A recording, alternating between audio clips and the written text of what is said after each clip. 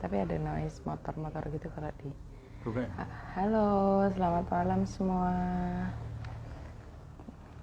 Kita invite Kakuas to art. Kaku. Hai, Kakutasu Art. Ngomongnya gimana sih sebenarnya? Kita invite dulu yuk. Halo kita.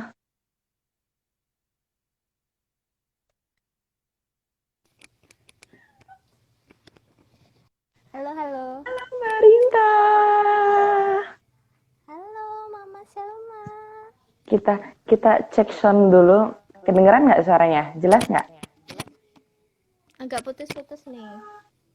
Agak putus-putus. Coba. Kita cek koneksi dulu. Halo, halo. Kok agak Udah? putus-putus ya? Apa sinyalku ya? Lumayan putus-putus. Bentar, kita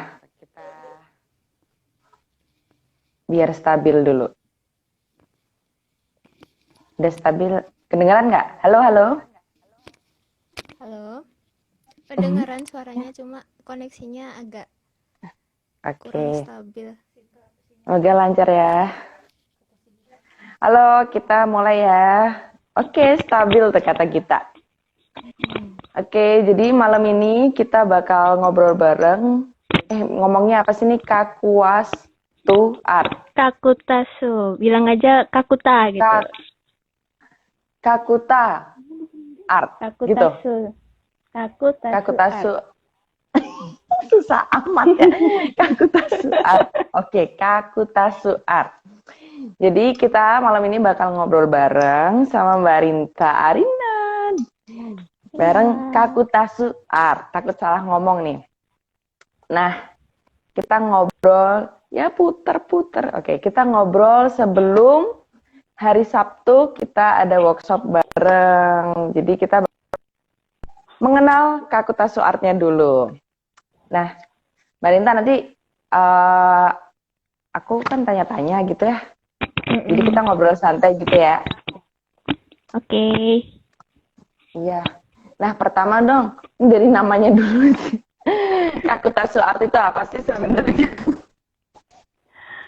Oh, dulu waktu milih nama itu kan dulu kan ini ya, bikinnya itu waktu itu sama salah satu temen namanya Dova. Nah, itu kita pikir-pikir apa ya nama yang kira-kira match buat kita, karena waktu dulu itu bikin embroidery yang pertama itu bentuknya kaktus. Terus kita pikir-pikir apa nama kita dari kaktus aja ya. Terus waktu itu Dova bilang, ya coba aja namanya Kakutasu gitu kan. Agak dibikin Japanese gitu pronounce-nya gitu kan.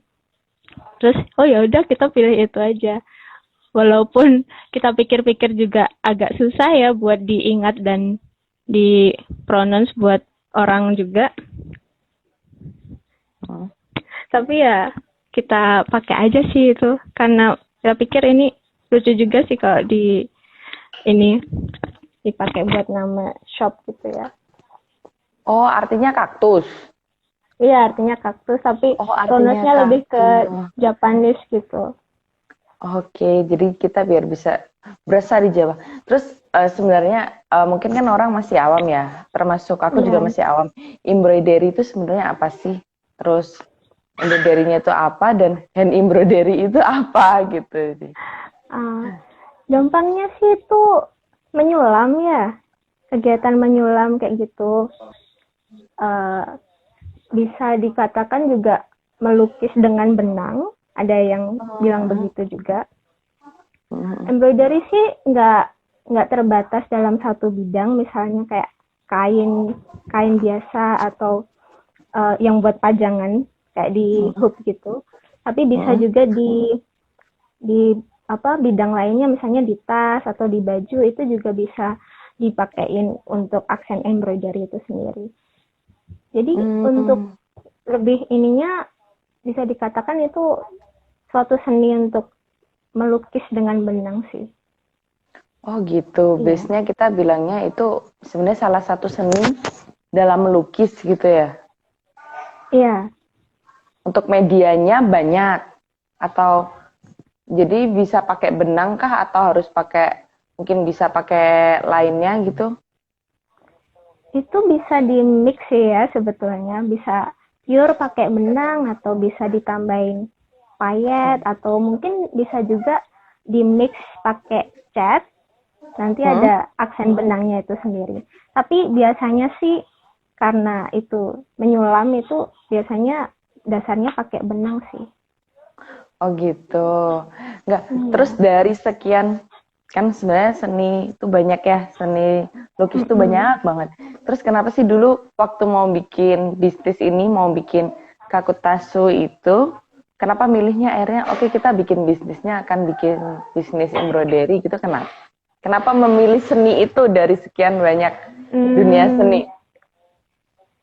Sebetulnya dulu nggak matok ya kalau dibilang ceritain tentang sejarahnya itu. Waktu dulu kan ceritanya 2017 aku lulus ini S1. Habis itu aku lihat-lihat di sekeliling itu kalau orang-orang ngasih kado wisuda biasanya kan bunga atau ya pokoknya yang sekali dikasih terus beberapa lama kemudian udah rusak atau udah nggak bisa dipakai lagi. Misalnya bunga yang fresh gitu ya. Benar. Terus aku waktu itu ngobrol-ngobrol nih sama teman aku Dova itu, gimana ya kalau kita bikin sesuatu yang bisa affordable buat orang dikasih ke gift kayak gitu, tapi juga long lasting. Jadi waktu itu kita research, akhirnya nemu deh gimana kok bikin sulam aja. Nanti misalnya dikasih nama orang yang habis lulus atau gambar mukanya orang yang habis lulus, dan itu bisa dipajang lebih awet lagi sih. Dulu kepikirannya waktu itu sejarahnya kayak gitu kalau di ceritain. Tapi terus setelah memilih itu langsung latihan tapi memang udah bisa ya sebelumnya? Enggak, sebelumnya belum bisa waktu itu.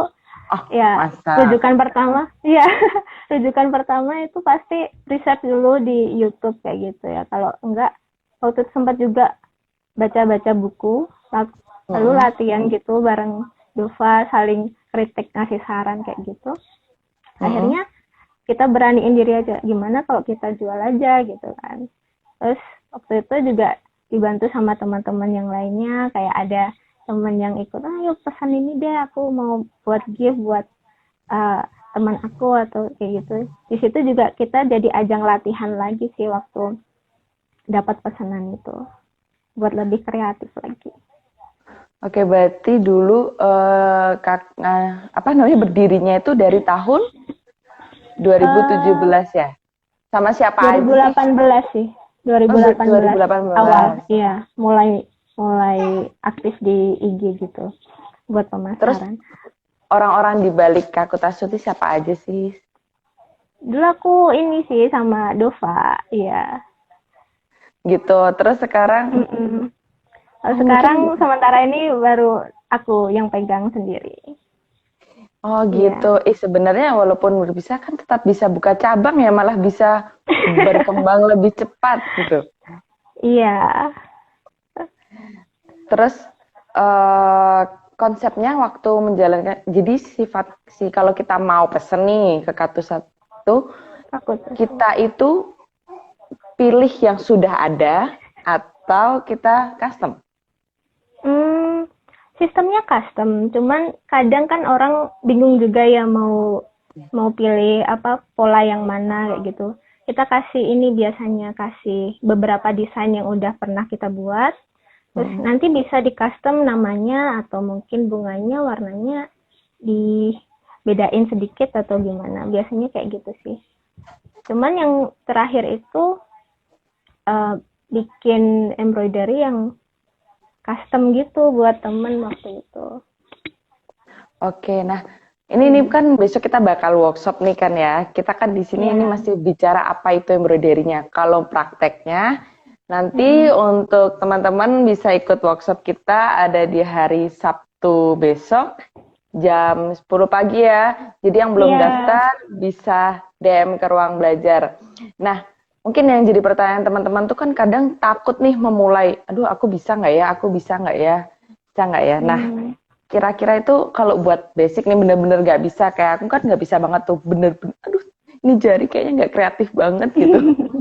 Itu kira-kira sulit nggak sih Mbak Rinta? Itu sebetulnya gak usah takut buat salah juga ya kalau embroidery itu. Soalnya eh, dalam embroidery itu, misalnya kamu salah tusukan, itu bisa kamu Ah, ulangi lagi. Iya, heeh.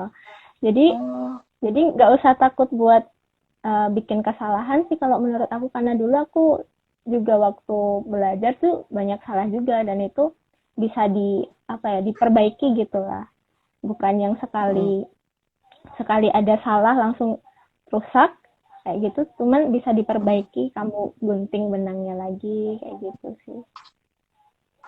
Oh gitu. Terus kalau Iya. dari basic sendiri, apa sih hal dasar yang dipelajari nanti ketika belajar embroidery itu paling dasar itu kita belajar apa dulu? Ah, untuk khususnya buat besok Sabtu itu ada macam-macam tusukan atau stitch yang akan dipelajari ya. Di Heeh. Kalau untuk yang hari Sabtu itu aku bikin pola, kira-kira ada 7 jenis tusukan yang akan dipelajari. Oke, penasaran Iya, kan? iya. Ya, silakan daftar ya yang belum mendaftar. Terus belajar tusukan ya, berarti itu base Iya, basicnya. dalam menyulamnya tuh tusukannya itu. Iya, karena ada macam-macam kan. Untuk variasi fillingnya itu biasanya. Oh, itu dalam tingkat dasar. Kalau step selanjutnya setelah kita mengerti tusukan, kira-kira apa? Praktek. Langsung praktek. Langsung praktek aja. Yang menentukan sulit atau tidaknya suatu project lagi. Ini sulit nih untuk disulam, itu apanya sih? Gambarnya kah? Atau jenis Mungkin, tusukannya mungkin, kah? Atau apa?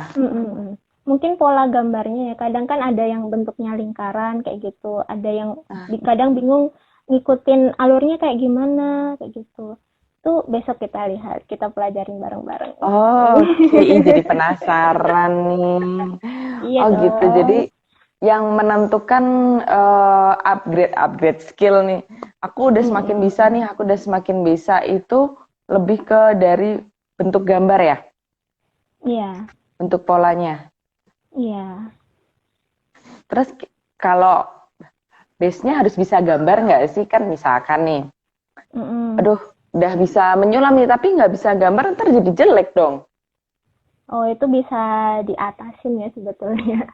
Misalnya, misalnya nggak jago gambar, cuma pengen ambil pola misalnya, bukan buat yang komersil, dikomersilkan ya, karena kalau ambil pola orang lain nanti hak ciptanya. Ah iya Iya, benar-benar. cuman buat misalnya buat pribadi atau buat belajar gitu boleh. Misalnya nanti print aja dari Pinterest atau dari mana kayak gitu. Nanti tinggal dijiplak gitu, di tracing kayak gitu, udah jadi deh. Pakai kertas karbon misalnya, itu gampang banget kan, jadinya nggak harus bisa jago gambar, tapi at least bisa ngikutin gambar yang udah kamu print itu. Jadi bisa jiplak dikit lah ya itu. Media kainnya itu mempengaruhi nggak sih, kayak kainnya pakai kain kaos atau mungkin kita mau ngebordir di katun atau itu mempengaruhi kesulitan nggak? Oh iya sih, misalnya kalau kainnya agak tebel kayak gitu ya, mungkin agak kesulitan kalau benangnya juga kita pakai yang 6 strands kayak gitu, atau yang Aduh, tebel 6 kayak strands gitu. itu apa itu? Kan bisa, maksudnya kalau agak tebel kayak gitu, misalnya kainnya juga tebel, kan agak sulit untuk masuk ke dalamnya ya. Jadi itu nanti bisa sedikit dikurangi benangnya, atau kainnya bisa diganti yang agak jarang-jarang mungkin ininya surface-nya atau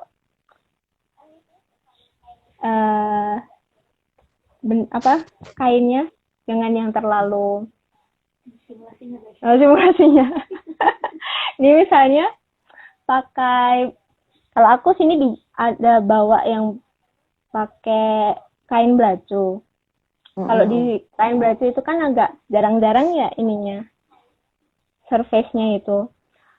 Misalnya kalau nanti pakai kainnya yang kanvas kayak gitu, dia tuh lebih apa itu? Kan biasanya lebih ketat gitu kan, ya. Ketat, ya. Itu agak sedikit ekstra sih nanti kalau mau narik benangnya atau mau masukin itu ya kayak gitu. Oh gitu, kan mungkin lebih lucu mungkin kan kalau bisa dipakai di badan gitu kan. Nah, terus enaknya nih mungkin dari segi embroidery sendiri itu mending kalau praktiknya ya, orang itu lebih mudah ketika barangnya misalkan pengen di tote bag belacu gitu ya, sebelum menjadi tote bag apa setelah menjadi tote bag? Enaknya sih dari polanya ya. Jadi sebelum menjadi tote bag itu sendiri. Soalnya kalau bikin dari tote bag udah jadi kan harus buka sedikit, terus dari masukinnya harus ekstra lebih susah gitu. Enaknya sih kalau dulu aku pernah coba itu dari pola. Baru nanti dijahit jadi tas itu sendiri. Begitu. Nah, terus kalau rencananya nih dari Kakutasu Art itu kedepannya pinginnya gimana sih? Apakah aku pingin nanti produkku gini atau gimana gitu? Gimana? Pingin atau mungkin produknya nanti pinginnya kedepannya si Kakutasu Art-nya itu pinginnya gimana? Pingin bisa terjual di e-commerce kah atau gimana kira-kira? Iya, karena udah agak lama nggak update gitu ya kami Kakutasu Art karena beberapa hal waktu itu. Sekarang baru mulai kita update lagi. Pengennya sih ikut di e-commerce dan open PO kayak gitu ya untuk lebih menjangkau pasar lagi. Tapi kita lihat nanti ke depannya. Ya sebenarnya kan ini ya untuk bisnis industri kreatif tuh memang susah-susah gampang ya. Susah-susah gampang untuk kita terus berkarya gitu. Tapi kalau udah nyoba nyulam tuh kayaknya nagih ya. Iya sih, bener banget. Kira-kira penasaran kan berapa jam sih waktu yang dibutuhin? Sepulas berapa ya? Katakanlah diameter 5 cm gitu. Kekecilan ya? 10 cm biasanya kalau yang 10 cm gitu. Berapa lama? Tergantung sih. Tergantung maksudnya kayak gambarnya atau jenis tusukan yang kamu pakai buat ngisi ininya ya. Ngisi polanya itu sendiri. Kalau yang buat hari Sabtu itu kira-kira yang aku bikin pola untuk hari Sabtu itu aku coba kira-kira 4 jam sih selesai. 4 jam. Itu basic ya teman-teman. Iya, itu basic. Itu basic. Iya. Jadi nanti buat teman-teman kayaknya kan seru banget tuh. Pasti penasaran kan apa ternyata 4 jam. Pola apa yang bakal kita pakai. Kita belajar tusuk apa aja. Terus besok desain-desain polanya kan ada 7 ya tadi ya? Iya, kira-kira 7. Ada 7. Besok kita di media apa Mbak Rinta? Kita di hoop aja, di midangan itu. Kainnya? Kayaknya belum tahu. Kayaknya aku mau pakai belacu aja, yang agak lebih mudah. Oke, karena kita basic, jadi kita bakal pakai kain belacu dulu ya. Iya. Kayaknya seru nanti kalau buat di kelas-kelasan lanjutnya, terus buat intermediate, bisa pakai kaos bisa nggak sih? Kayak pingin gitu, kaos terus kan lucu ya. Kok jadi bayangin. Oke, nah karena kayaknya tuh dari tadi tuh netizen yang mengikuti live kita nih excited sekali nih. Kayaknya ada mungkin, kan kita buka sesi pertanyaan nih buat buat teman-teman. Kayak ada Mbak Duyar nih kayaknya excited sekali. Kira-kira ada pertanyaan nggak nih? Kenapa skill itu mahal ya, gengs? Kenapa Mbak Rinta? Mungkin ini ya, apa, membayar waktu yang dipakai buat dulu belajar kayak gitu sih. Iya Oke, kan? benar. Dulu kan pertamanya dari nggak tahu, research, jadi tahu, jadi ada skillnya, jadi akhirnya mahal juga skill yang kita punya. Iya, yang mahal itu sebenarnya dalam suatu produk yang ini kan bisa dikatakan produk handmade ya, dengan tangan ya, kita bener-bener pakai tangan ngerjainnya. Kadang kayak banyak produk-produk yang handmade tuh kalau di Indonesia kadang orang masih, kok mahal ya kayak gitu. Iya. Cuman sebenarnya yang membuat mahal itu adalah skill dan proses ya, proses dalam Iya, pembuatannya. prosesnya. Ada nggak sih orang yang Karena bilang kalau- embroidery itu kemahalan? Pernah nggak, Mbak? Pernah. Pernah Jadi dong. Karena gimana itu? mungkin kurang tahu ya proses di baliknya itu gimana. Kayak desainnya, belum nanti waktu bikinnya itu kan bisa kadang berhari-hari, bisa seminggu kayak gitu kan untuk menyelesaikannya. Jadi kadang orang mikir kan, ih kok cuma kayak gini, harganya segini kayak gitu. Oh iya, benar-benar. Iya kan, benar. Padahal belum tahu kayak kerja kerasnya yang di balik itu sendiri sih. Iya. Oh, nah terus kalau menurut Mbak Rinta, kan mungkin banyak juga nih teman-teman kita yang punya bisnis dalam industri kreatif gitu, yang produknya handmade. Ketika ada customer atau mungkin calon pelanggan yang menyatakan, aduh kok produknya mahal sih, menurut Mbak Rinta atau apa sih cara nanggepinnya kayak gimana? Mungkin kalau dari aku sendiri kayak ngasih pengertian gitu ya buat customernya. Kita jelasin baik-baik kayak ya ini agak pricey mungkin karena proses dibaliknya seperti ini. Membuat mereka jadi sepaham lah sama kita kenapa harganya bisa semahal ini misalnya atau segini gitu.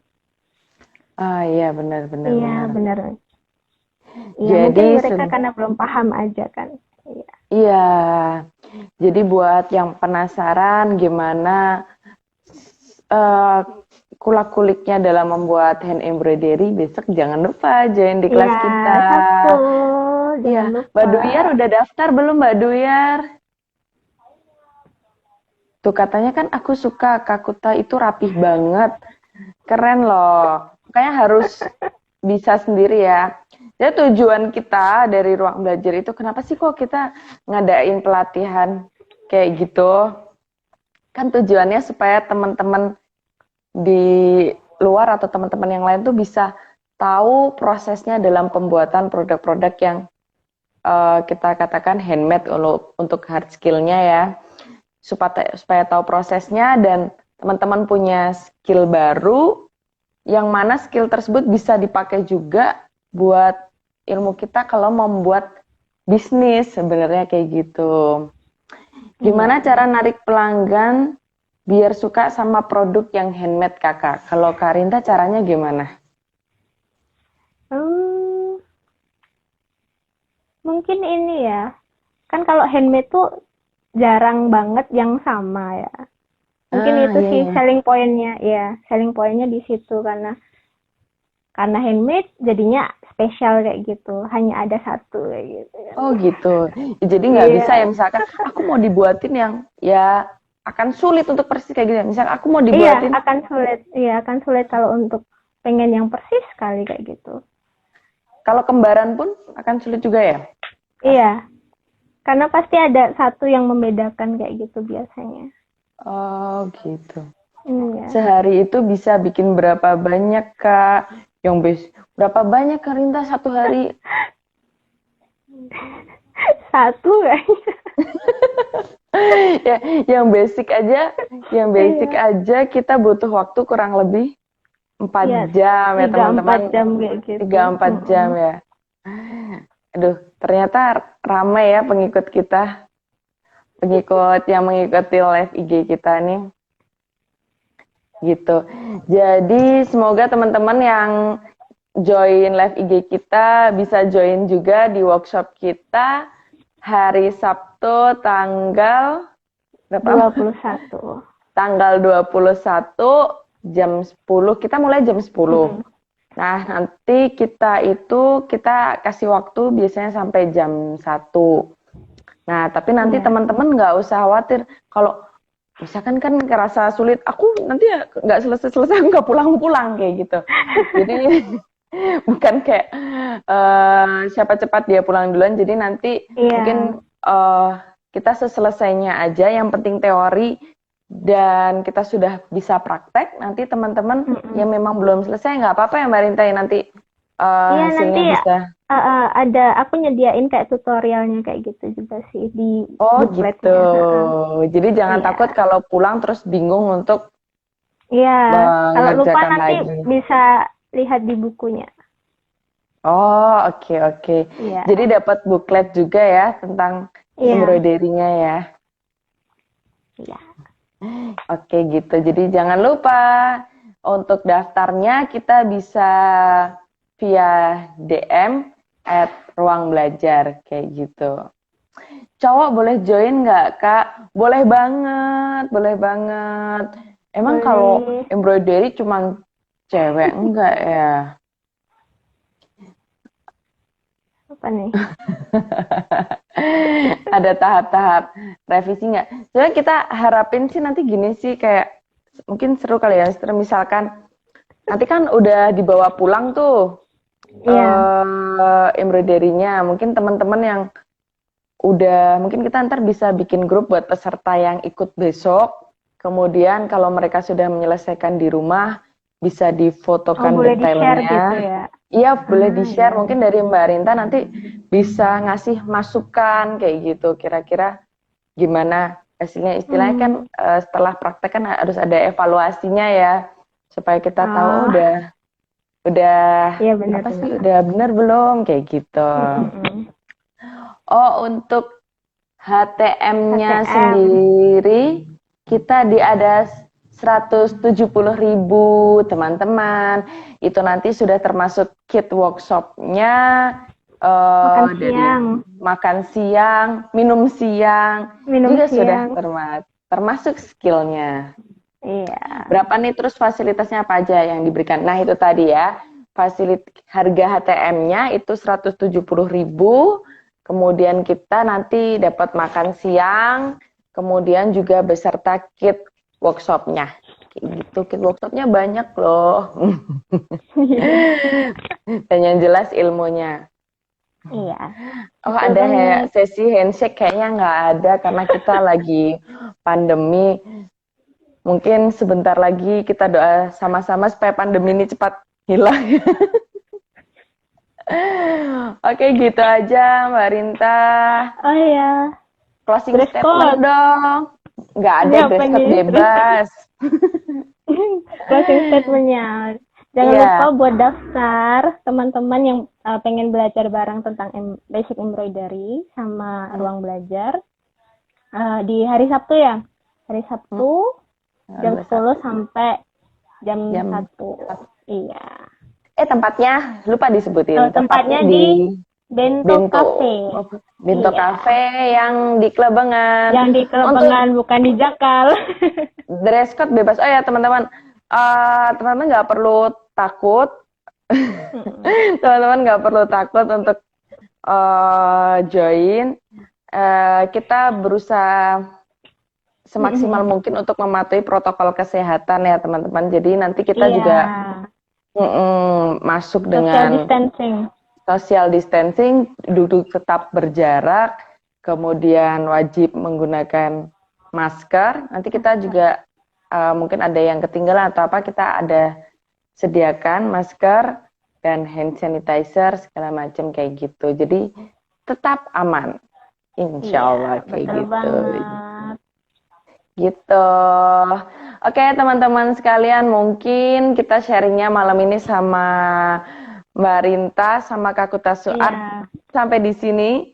Nanti kalau kelamaan nggak bikin penasaran dong. Jadi lanjutnya kita bakal ketemu lagi secara langsung di hari Sabtu. Gitu. Makasih Mbak Rinta. Sampai ketemu hari Sabtu. Makasih teman-teman yang udah join live kita hari ini. Sampai ketemu juga. Dadah. Kita matiin.